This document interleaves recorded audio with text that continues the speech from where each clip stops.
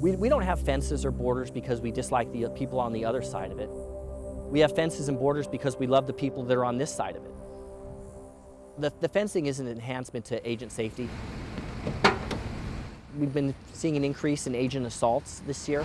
They're at an all-time high. East of Don Roos, about 150 yards north. Every Border Patrol agent I know comes to work every single day with the intent on protecting their community.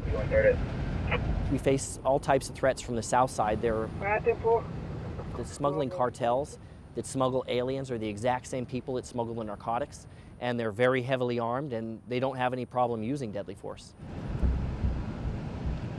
And we're going to go ahead and drive real slow along the border, look for any evidence that anyone's crossed one of these roads, and if we find any foot sign, we'll follow it until we find whoever caused it.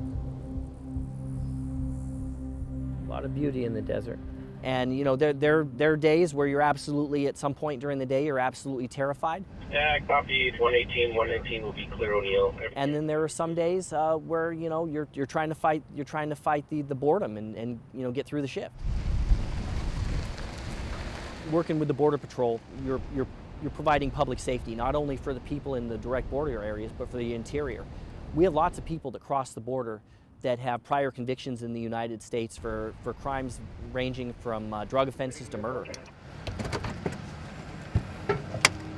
You'll generally work into the sun, with the sun in your face. It's a little easier to catch the foot sign that way. And then if you detect the entry, then you just, you know, call it in and start following it. I've always had a desire to be in law enforcement. Prior to the Border Patrol, I spent 6 years in the U.S. Army, and protecting my country and being a part of that has always motivated me. I love my work. I love what I do. I know that when I come to work, I have a purpose every day. And the best days for me are the days when I'll arrest someone and we take them back to the station, process them, run their fingerprints, and I find out that that person was a really bad guy.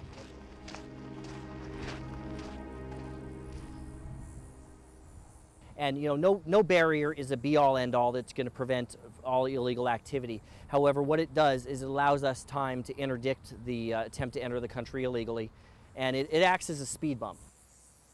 It was much harder to control the area before the primary fencing. The human smuggling organizations basically ran wild.